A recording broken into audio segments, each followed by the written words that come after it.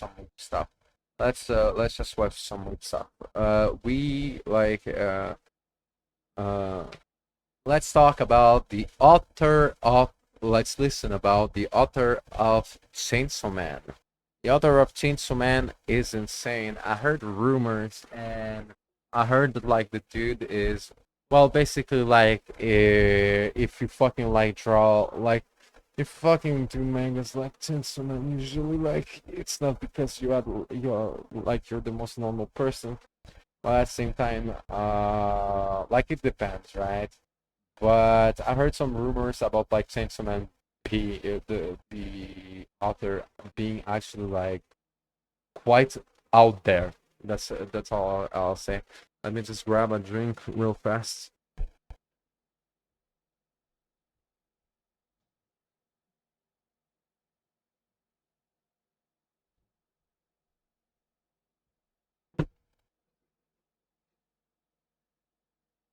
Okay. Let me just check if my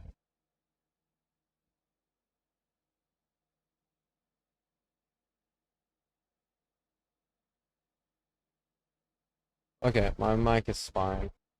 Chainsaw Man's author is insane. He got doing the work, God's work. Chainsaw Man. Sub to this guy. Give this man a fucking $1 billion. See you. Like you praise this man before you die. And is a story about a man. Chainsaw Man is a story about a man who's a chainsaw.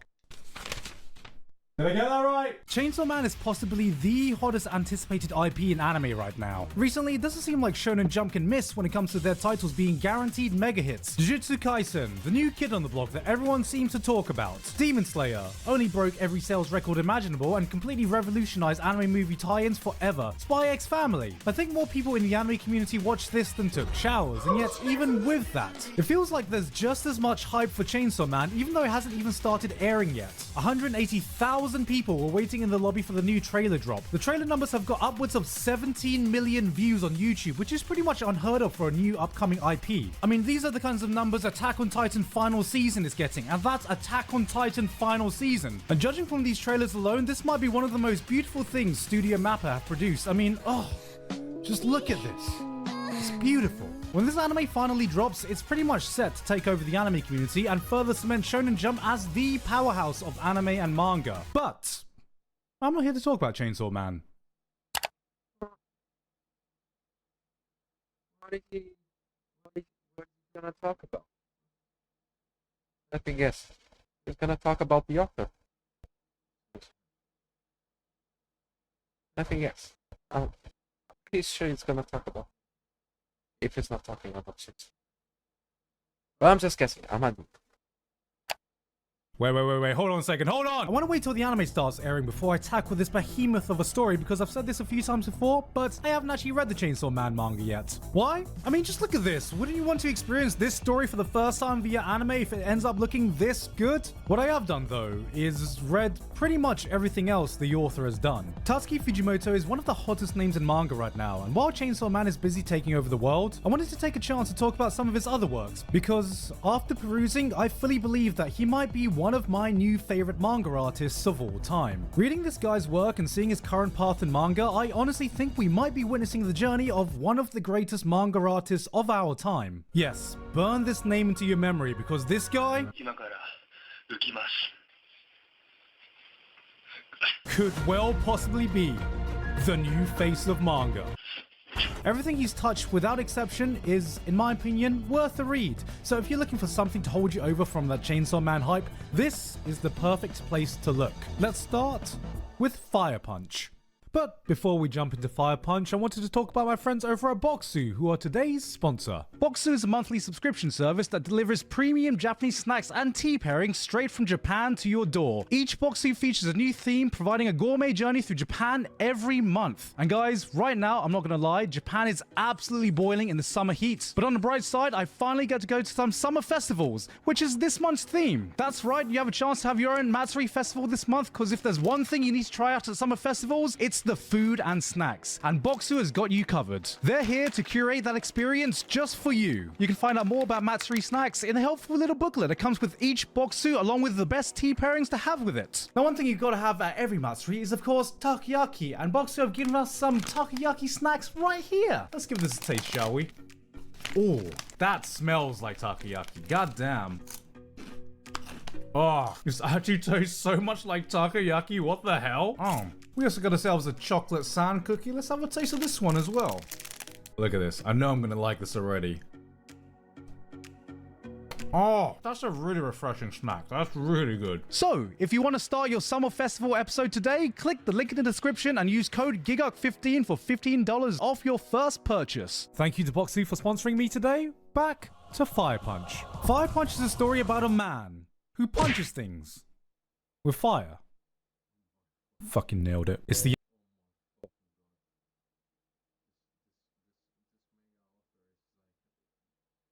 Yes, the name's right. Yes, all the names right. end of the world. The Earth has frozen over into an ice age, plunging everyone into a never-ending winter that has pushed life to the edge. Plants won't grow, animals are dead, and humanity is on the brink of extinction. Thankfully, there have been some humans that have been blessed with superpowers and can perform feats of miracle, like our main character Agni, who's been blessed with the ability to regenerate. Under any other circumstance, this would be his opportunity to be a superhero, but in this barren wasteland, there's only one way his power can be useful. As an infinite food source. Arm after arm, he painfully severs his limbs for his sister and village to feast upon so they don't starve to death, even though there's little reason for anyone to keep the will to survive and live on this kind of way.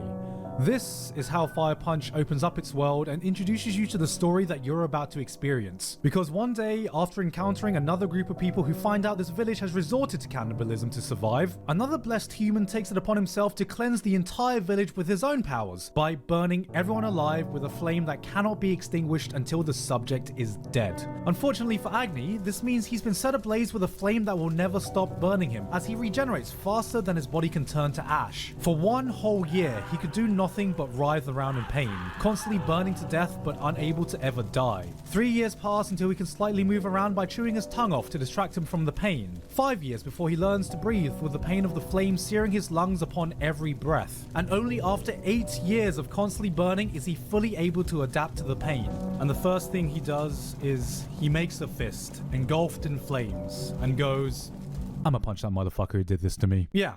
How's that for an origin story? Oh, look at this man with a little spider bite. Was the little spider bite painful? Did it give you a boo-boo? Oh, that looks like a painful boo-boo. Oh, is the widow baby sad because his parents got shot and now he listens to My Chemical Romance? Widow baby, don't be sad. It's gonna be okay. Fuck that. How about having your friends and family burned alive in front of you only to have your entire existence be in constant searing pain of being scorched to death every moment of your life? Fire Punch takes the superpowered superhuman stories you know and completely flips it on its head. It reshapes and reframes what you think having superpowers would be like by dropping you into one of the most brutal and unforgiving worlds I've seen in manga. You got electric powers? Fantastic! Give me a hammer so I can go around saving the world like Thor, right? Nah, actually, you know what? You can be really useful as a personal battery that people can use to power their homes. Firepower? Brilliant! We're going through an ice age right now, so heat's the one thing humans need. So let's just strap you down so you can become our personal industrial power plant. If you have powers, you're not just a human being, but a natural resource people need to expend in order to survive. And by God, are people going to survive by any means necessary. This is a world without hope, and Fire Punch uses this as a vehicle to dive right into the deep end to showcase some of the worst sides of humanity and the things people will turn to in times of desperation.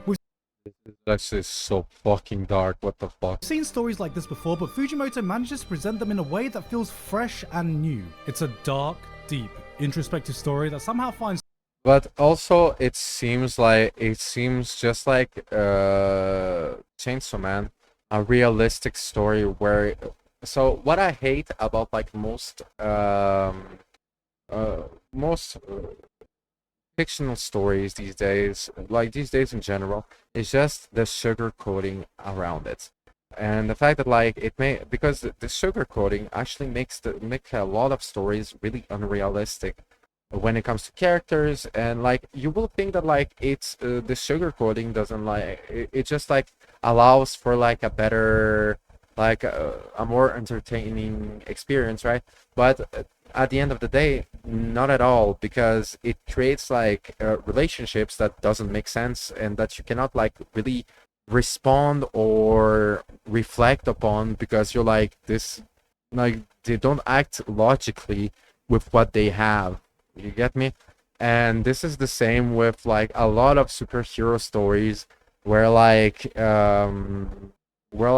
it's just they just don't act like respectful, like in a really like natural and more realistic way to what's going on in general. And this is why the sugarcoating, I hate it, and it makes a lot of like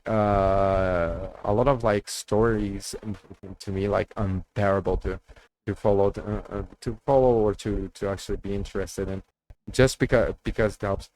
Well, like if it takes like to be this fucking dark for maybe I'll pass on this one. Like I don't know, but like at least like there is like this, you can probably feel it as well.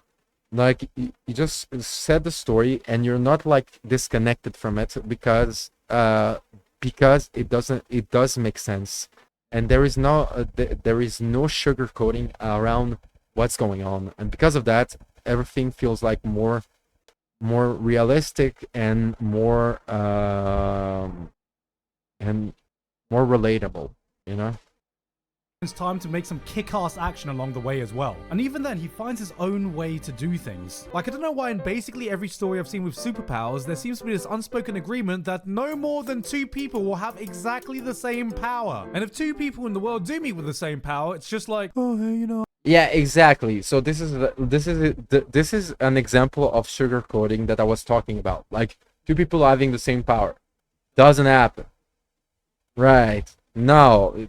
Right. I'm like the token fire guy in the story, so I guess we've got a battle to the death and stuff, okay? Fire Punch says, fuck that, let's have a full-on slaughter fest with a room full of Wolverines who can regenerate and see who comes out on top. People here know what kind of powers exist and have adapted fighting styles that play to their strengths and weaknesses of the powers they go up against. To a regenerative, body parts can be a resource, a weapon to be used to give you an advantage. Agni gets impaled, fucking chops his own head off midair so he can regenerate faster and get back in the fight, chucks his arm at someone and sets someone on fire. Somehow in this world gone mad, Fire Punch still feels like it's steeped in realism. This is how people would fight, act, and live if shit like this actually happened in the real world. This is a story of nihilism. In a desolate world with little reason to wake up and continue living, where can you even begin to find meaning in life? Was there even one to begin with? Is it possible to find hope in a place of hopelessness? It's also a story of a guy who's been set on fire and punches people. It gives you such a unique feeling reading it, because there is one big distinguishing trait I found with Tatsuki Fujimoto's work.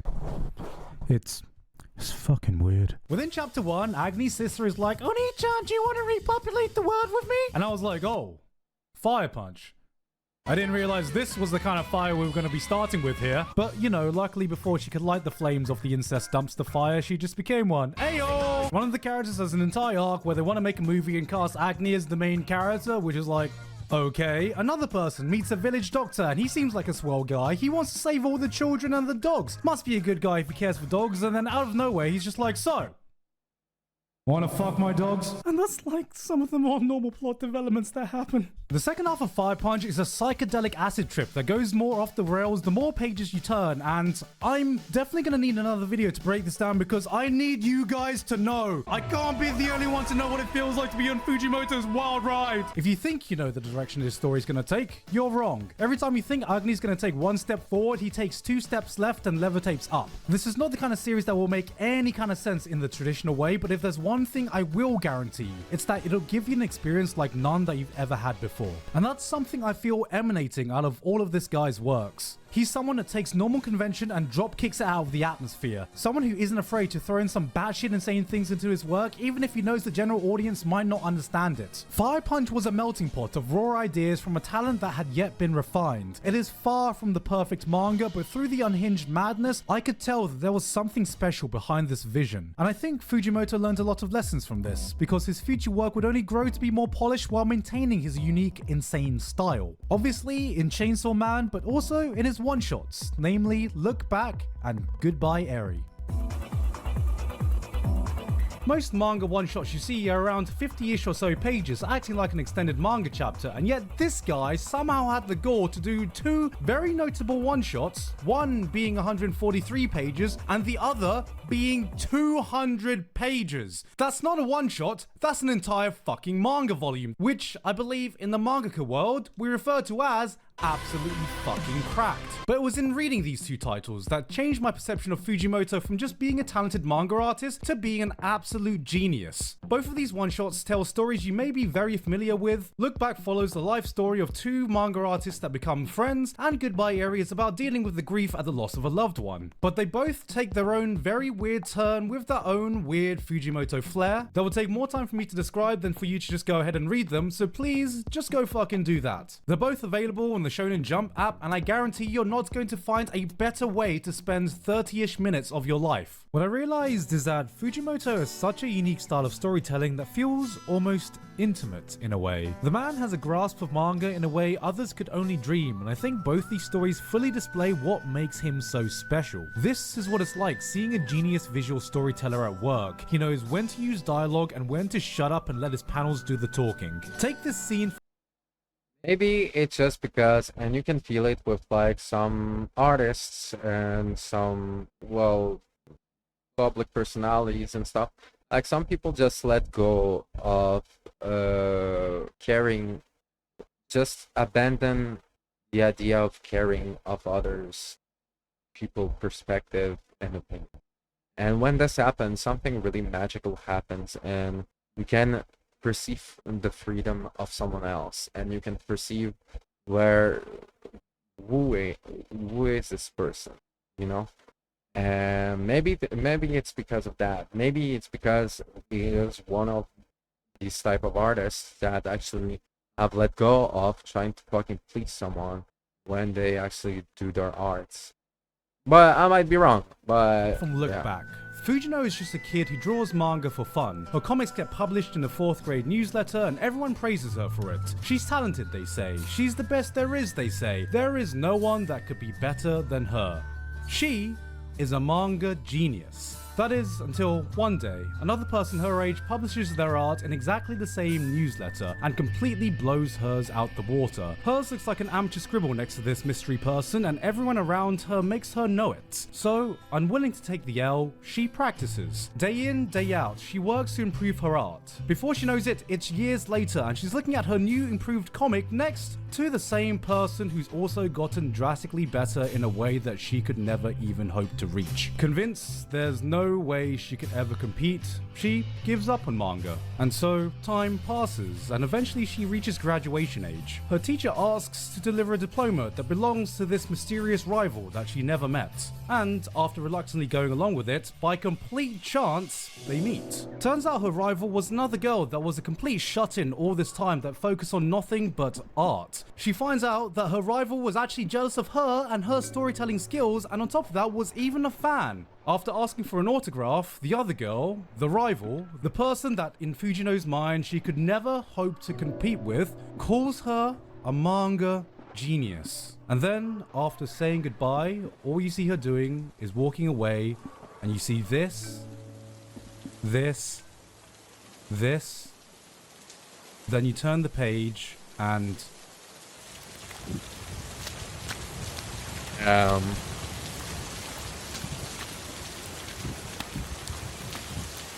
it's rare to see such a mastery when it comes to visual storytelling. You can feel a wave of emotions shifting and turning in a way that's normally impossible to convey on a still page. Joy, excitement, validation, vindication. This didn't feel like I was reading a manga. It felt like I was watching a movie, not with rough storyboards, but with real actors conveying their subtle emotions. And that's the magic of his work. His art is able to portray such a range of emotions and impact. One panel could be a silly character making a dumb face, and then the next could be a beautifully haunting existential nightmare. The kinds of panel with such striking imagery that it will be burned into your psyche for years, decades for your life to come. It's this ability to switch on and off at a whim that makes Fujimoto a master. We are just puppets on his stage, with our emotions tethered to whatever he wants to express. And all this is on full display in Goodbye Eri, which is one of my favorite pieces of short fiction I've ever read. The manga focuses on a boy trying to come to terms with his mother passing away from cancer, and he does this by making his own movie that he films, with his own very weird and twisted personality. What makes this special isn't just the story that's told, but the way manga is used as a way to tell it. Almost every page in this manga is split into 4 panels, almost like they are frames from a movie itself, the movie being made in this story. Sometimes we are cutting to different scenes, sometimes it's a behind the scenes shot, and sometimes there are entire double page spreads of almost the exact same panel, just so we can see subtle movement and expression. Which means the few times a page breaks this paneling formula, it impacts you in a new way I've never really experienced. It hits different, okay? I tried to find another way to say it, there isn't. It just hits fucking different, alright? The narrative takes you on a journey of what you perceive as real, reframing your perception as you continue reading. Right up until the end, it weaves in and out of some perfect blue-esque reality, and we're here to figure out whether we're watching a play or whether we're watching real life unfold. The fourth wall isn't broken. The fourth wall is removed entirely, and we as an audience are wondering if it ever existed in the first place. This isn't a manga, this is an indie film that's been playing inside of Fujimoto's mind, and we've been lucky enough to get front row seats at its screening. Somehow, he's made cinematic manga a thing. This one shot packs more emotion in these 200 pages than most manga do in their entire run. There are twists, there are turns, there's that same Fujimoto weirdness that takes you to a place you'd never thought the story would go, but at the end of it, I think it's not weirdness, it's just that, like, we're all, like, I understand what he says. It's just that, like, in my opinion, it's more of just in unicity. So the way Fujimoto is actually unique, and Fujimoto, I guess it's not its weirdness, it's his quirks, you know, and it's not something. And I feel that, like, and everyone has them, and, like, there is, like, a difference between, like, quirks as being like an artist and quirks as being like a normal person. Usually it's like a normal person, just like not someone creative and in a non-creative way, I'd say, right? But like I'll say that like it talks about like weirdness many times, but I think that like it works because like technically we can talk about Gigok himself, right? When is humor and his way to talk about anime and his way to talk about like people and stuff is not weirdness. It's his quirk, you know, his sense of humor and stuff like that. So I think it's the same. It's just that probably it hits different, like when it touches art, you know. But that's just a guess. It's just that like I think that like the term weird like is not a sounds like an insult or like kind of like a critique, right? When I think it doesn't mean that, but like just like the way because it doesn't mean weird in the sense that it sounds that he said that it's his quirk. All, there is a message, loud and clear, that culminates in a final panel that blew me away. This was, in the simplest of terms, a masterpiece. If it was a real screening, I would have stood up and given a standing ovation. And that's why I don't think I'm overstating it when I say Tatsuki Fujimoto could be one of the future GOATs of manga. It's rare that you see such a raw talent in any field, and we are just now witnessing the start of his journey.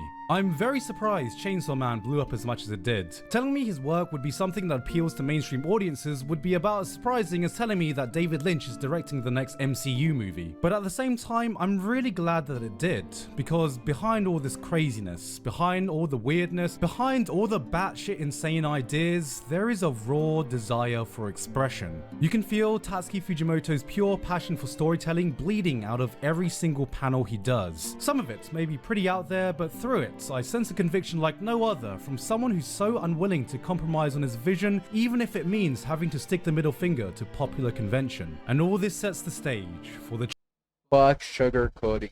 fuck trying to please someone.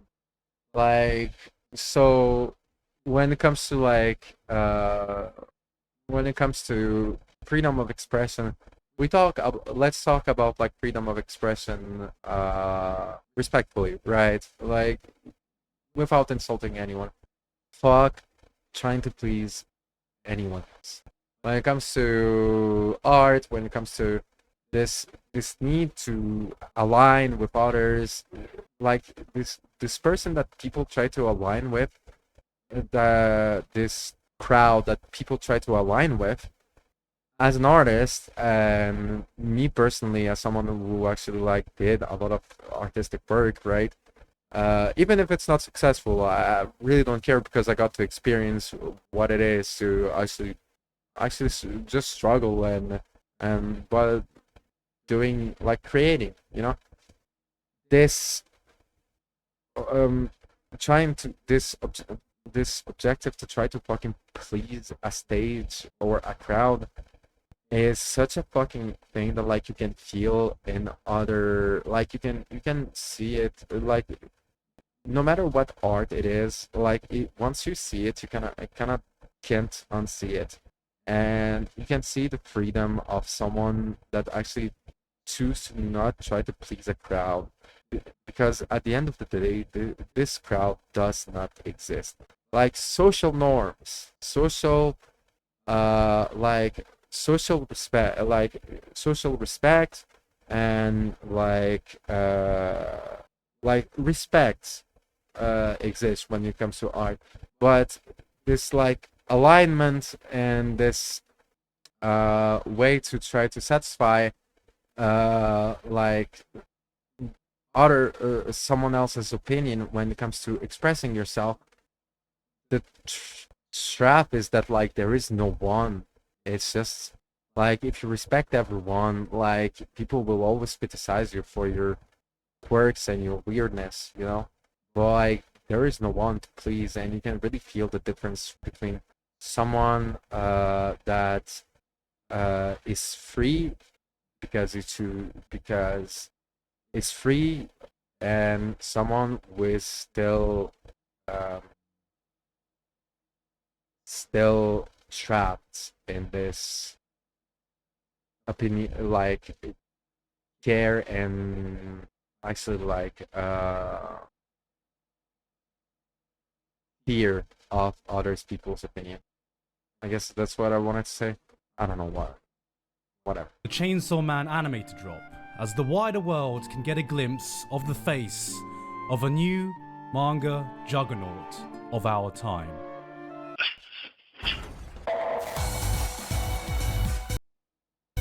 Hey guys, hope you enjoyed that video. I am hyped as hell for Chainsaw Man to come out as everyone else is, but I'm gonna wait until it starts airing before I consider making a video on it. But with that said, thank you very much to Alpha Sigma, Basil, Dysfunctional Degenerate.